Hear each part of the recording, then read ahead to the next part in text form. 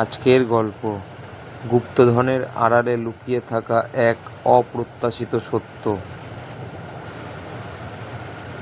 রাজু ও তার বাবা সেই গুপ্তধনের মানচিত্র পেয়ে তাদের সেই গোয়াল ঘরে গিয়ে গুপ্তধনের বাক্স খুলে এমন জিনিস দেখতে পেল যে তাদের জীবন বদলে দিল।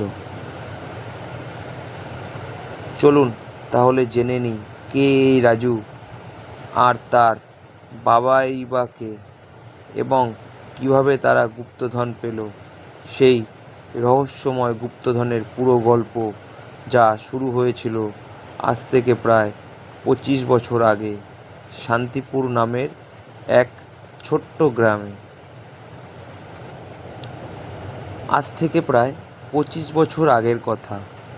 বাংলাদেশের এক প্রত্যন্ত ছোট্ট গ্রাম, যার নাম ছিল শান্তিপুর।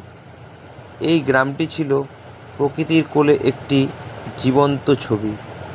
সকালের নরম আলো যখন পূর্ব দিগন্তের কুয়াশার চাদর সরিয়ে উঁকি দিত, তখন চারপাশের সব কিছুতে এক নতুন প্রাণের স্পন্দন জেগে উঠত। দূরে গাছপালাগুলো ঘুমন্ত দৈত্যের মতো দাঁড়িয়ে থাকত, আর তাদের ডালপালায় পাখিদের কিচিরমিচির শব্দে গ্রামের ঘুম ভাঙত। ঘাসের ডগায় জমে থাকা শিশিরগুলি ছিল মুক্তোর মতো ঝকঝকে। সূর্যের প্রথম রশ্মি সেগুলোর ওপর পড়তেই হীরার মতো চিকচিক করে উঠত। গ্রামের মেঠো পথ ধরে হেঁটে যেত কৃষকেরা। তাদের কাঁধে থাকতো লাঙল, আর হাতে থাকতো বীজের ঝুড়ি। তাদের পায়ে পায়ে উঠত নরম ধুলো, আর তাদের কণ্ঠ থেকে ভেসে আসতো ভোরের প্রথম গান। গ্রামের বাতাসটাও যেন সেই গানের সুরে দুলত, আর সেই সুরে মিশে থাকতো মাটির সোদা গন্ধ আর তাজা ফুলের মিষ্টি সুবাস। এই শান্ত গ্রামেই ছিল এক পুরনো বাড়ি, যা শত শত বছরের ইতিহাস আর স্মৃতি বুকে নিয়ে দাঁড়িয়েছিল। বাড়িটির মালিক ছিলেন রফিক সাহেব। তার বয়স 50-এর কোঠায় হলেও তার চোখে মুখে ছিল জ্ঞান আর প্রজ্ঞার এক অসাধারণ দীপ্তি। যেন তার চোখ দুটোতে এক গভীর সমুদ্র লুকিয়ে আছে। তার চুলগুলো কিছুটা সাদা হয়ে গেছে, কিন্তু তার কণ্ঠস্বর ছিল এক নদীর মতো শান্ত আর গভীর। গ্রামের সবাই তাকে রফিক স্যার বলে ডাকত। তার বাড়িটি ছিল গ্রামের এক প্রান্তে, এক বিশাল আম গাছের ছায়ায়। বাড়িটি পুরনো আমলের লাল ইট আর সুরকি দিয়ে তৈরি, যার দেওয়ালে দেওয়ালে শ্যাওলা আর লতাপাতা জড়িয়ে আছে। যেন প্রকৃতি তার নরম হাতের বাড়িটিকে পরম যত্নে আগলে রেখেছে। দেখলে মনে হয় যেন বাড়িটির প্রতিটি ইটের ভাঁজে শত বছরের পুরনো গল্প লুকিয়ে আছে, যা কেউ কোনোদিন বলেনি। রফিক সাহেবের একটিই ছেলে ছিল, যার নাম ছিল রাজু। রাজুর বয়স তখন মাত্র 12 বছর, আর তার চুলগুলো ছিল কোঁকড়ানো, আর তার চোখ দুটো যেন সবসময় নতুন কিছু আবিষ্কারের নেশায় জ্বলজ্বল করত। তার ভেতরে ছিল এক অফুরন্ত কৌতূহল। সে সারাদিন তার বাবার সঙ্গে থাকত, আর তার কাছে বিভিন্ন ধরনের গল্প শুনতে ভালোবাসত।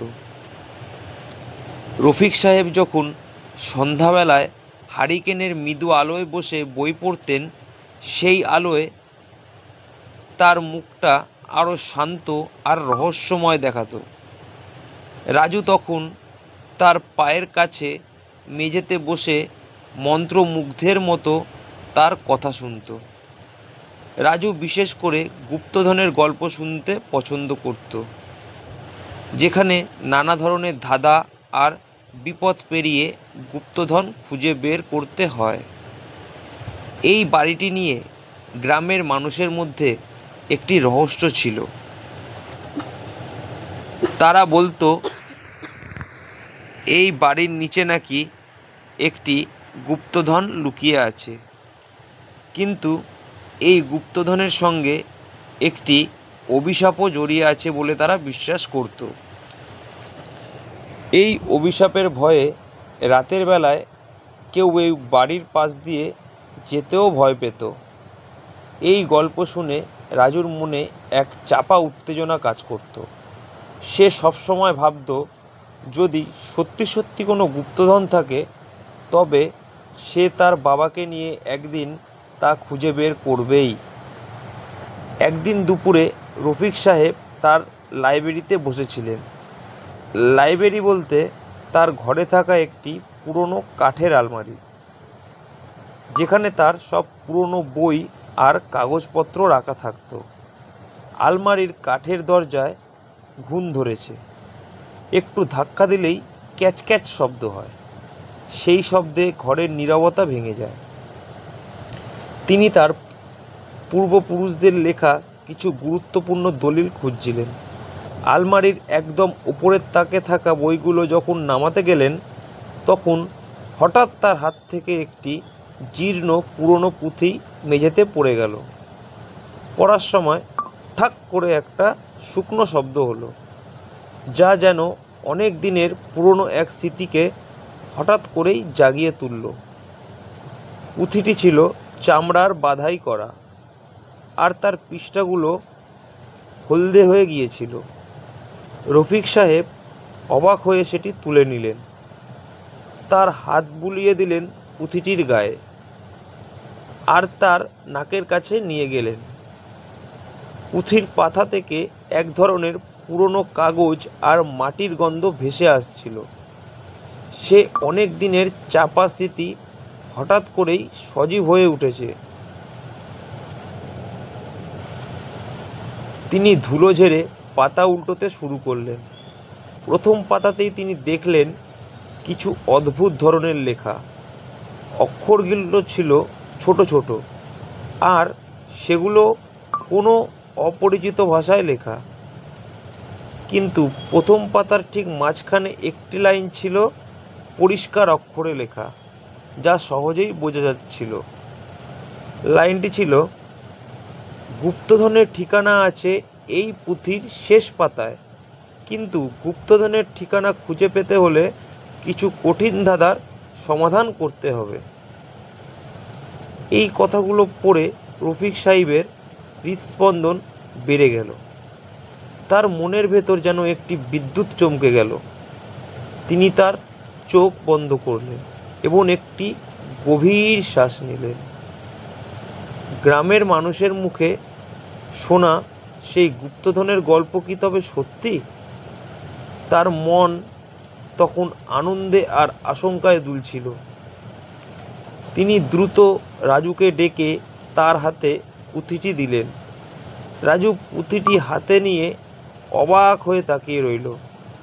তার চোখগুলো আনন্দে উজ্জ্বল হয়ে উঠল। সে আনন্দ প্রায় লাফিয়ে উঠল। বাবা, চলো আমরা গুপ্তধন খুঁজে বের করি। রফিক সাহেব মৃদু হাসলেন। তিনি রাজুকে বোঝালেন, এই কাজটি এত সহজ নয় বাবা। এটা কোনো সাধারণ খেলা নয়, বরং এর সঙ্গে বহু পুরনো একটি রহস্য আর অনেকগুলো কঠিন ধাঁধা জড়িত। এই ধাঁধাগুলোর সঠিক উত্তর দিতে পারলেই কেবল গুপ্তধনের সন্ধান পাওয়া যাবে। পরের দিন থেকে বাবা ও ছেলে মিলে সেই পুঁথি নিয়ে বসলেন।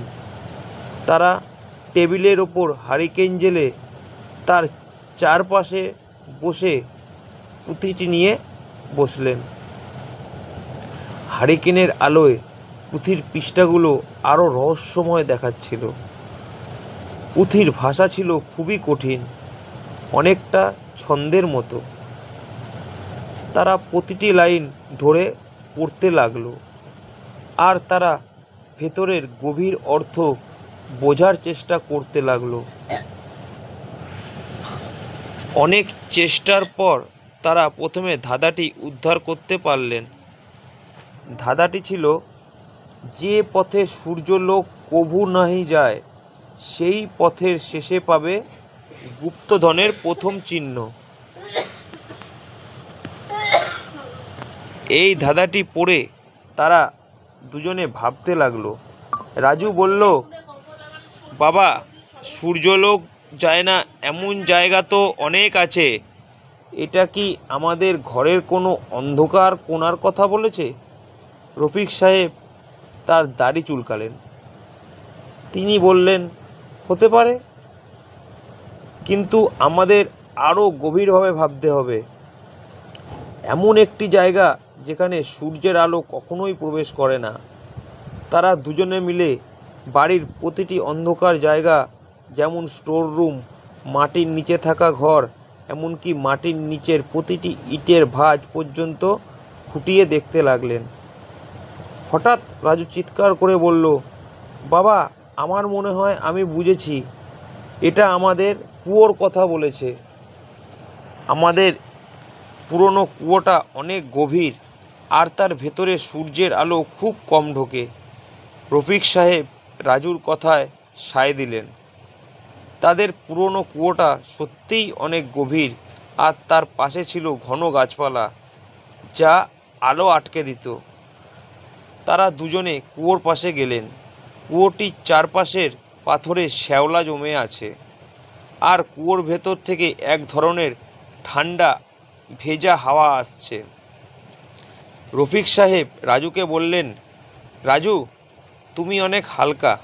তুমি ধীরে ধীরে দড়ি বেয়ে নিচে নেমে যাও। রাজু সাহসী ছিল। তার বুকের ভেতর তখন অ্যাডভেঞ্চারের উত্তেজনা আর ভয় মিশে এক অদ্ভুত অনুভূতি তৈরি হচ্ছিল। সে একটি মোটা দড়ি তার কোমরে বেঁধে নিল। রফিক সাহেব দড়ির অন্য প্রান্ত শক্ত করে ধরে রইল। রাজু সাবধানে কুয়োর ভেতর নামতে লাগলো। কুয়োর ভেতরের আবহাওয়া ছিল স্যাঁতস্যাঁতে আর ঠান্ডা। কুয়োর ভেতরের দেয়ালগুলো ছিল ভেজা।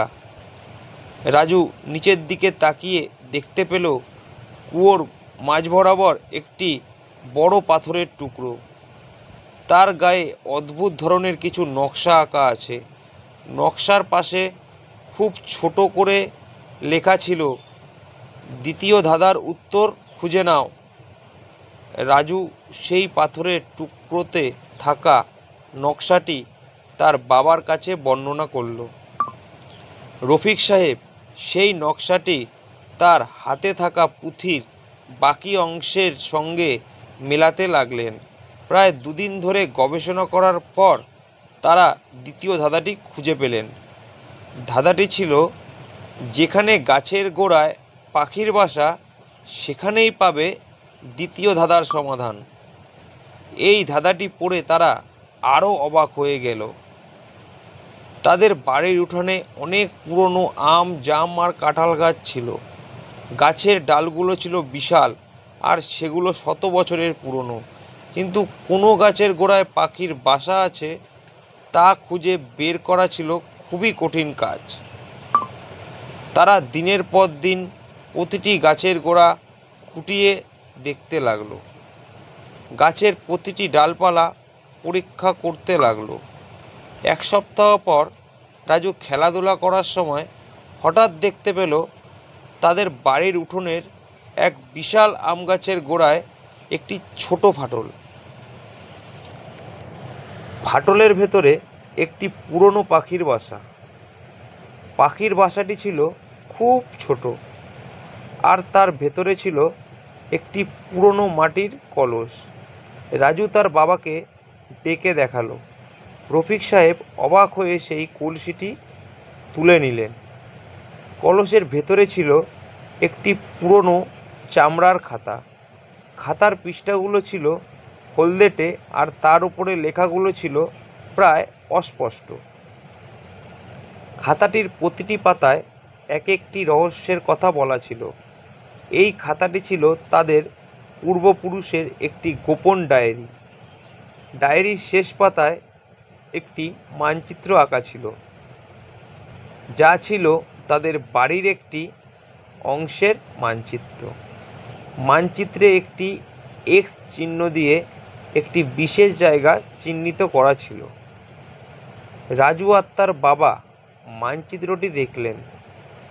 মানচিত্র অনুযায়ী বাড়ির পেছনের একটি পুরনো গোয়াল ঘরের নিচে গুপ্তধন লুকিয়ে আছে। গোয়াল ঘরটি ছিল প্রায় ধ্বংসের মুখে। এটি ছিল মাটির নিচে, আর তার ভেতরে ছিল খুবই দুর্গন্ধ। রফিক সাহেব এবং রাজু খুব সাবধানে গোয়াল ঘরের ভেতর ঢুকলেন। তারা দেখলেন সেখানে অনেক পুরনো জিনিসপত্র স্তূপ করে রাখা আছে। মানচিত্র অনুযায়ী গোয়াল ঘরের মাঝখানে একটি বড় গর্ত করা হয়েছিল। তারা কোদাল দিয়ে গর্তটি খুঁড়তে লাগলেন। কোদালের শব্দ সেই নীরব গোয়াল ঘরে প্রতিধ্বনি তুলছিল। প্রায় 2 ঘন্টা পর কোদালের আঘাতে একটি শক্ত কিছুর স্পর্শ পেল তারা। তারা আরও বেশি করে মাটি সরাতেই একটি পুরনো লোহার সিন্দুক খুঁজে পেল। সিন্দুকটি ছিল খুব ভারী। রফিক সাহেব আর রাজু মিলে সিন্দুকটি টেনে বের করলেন। সিন্দুকের ওপর লেখা ছিল, এই গুপ্তধনের অর্ধেক দরিদ্রদের জন্য। এই কথাটি পড়ে তারা একটু অবাক হলো। সিন্দুকটি খোলার জন্য কোনো চাবি ছিল না। তারা অনেক চেষ্টা করার পর একটি পাথরের আঘাতে সিন্দুকের তালাটি ভেঙে ফেলল। সিন্দুকটি খুলতেই তাদের চোখ ঝলসে গেল, কারণ সিন্দুকের ভেতর ছিল অনেক সোনাদানা, হীরামুক্ত আর মূল্যবান অলংকার। তাদের চোখগুলো বিস্ময়ে বড় বড় হয়ে গেল। তারা একে অপরের দিকে তাকালো। তাদের মুখে হাসি ফুটে উঠল। কিন্তু সিন্দুকের ভেতরে আরও একটি ছোট কাগজের টুকরো ছিল। কাগজের টুকরোতে লেখা ছিল, এই গুপ্তধন শুধুমাত্র তারাই পাবে যারা এই ধন ব্যবহার করে মানুষের উপকার করবে। এই ধন দিয়ে তোমরা মানুষের জীবনকে সুন্দর করে তোলো।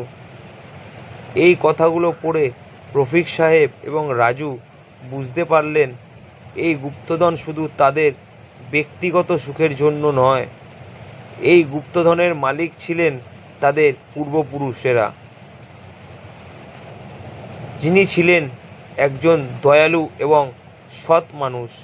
তিনি চেয়েছিলেন তার সঞ্চিত এই ধন যেন গ্রামের দরিদ্র মানুষগুলোর উপকার করে। রফিক সাহেব আর রাজু সেই গুপ্তধনের কিছু অংশ গ্রামের দরিদ্র মানুষগুলোর মধ্যে বিলিয়ে দিল। তারা সেই গুপ্তধন দিয়ে প্রায় গ্রামের স্কুল সংস্কার করল, গ্রামের গরিব ছেলে মেয়েদের পড়াশোনার ব্যবস্থা করল এবং গ্রামের সবার জন্য একটি হাসপাতাল তৈরি করল। শান্তিপুর গ্রামের মানুষ রফিক সাহেব এবং রাজুকে খুব শ্রদ্ধা করতে শুরু করলো। তারা বুঝতে পারল যে সত্যিকারের গুপ্তধন সোনাদানা নয়, বরং মানবতা আর সততা। রাজুও তার বাবার কাছ থেকে শুধু একটি গুপ্তধনই পায়নি, সে পেয়েছে মানবতা, সততা এবং মানুষের পাশে দাঁড়ানোর শিক্ষা। এই ঘটনার পর শান্তিপুর গ্রাম আরও সমৃদ্ধশালী হলো, আর রাজু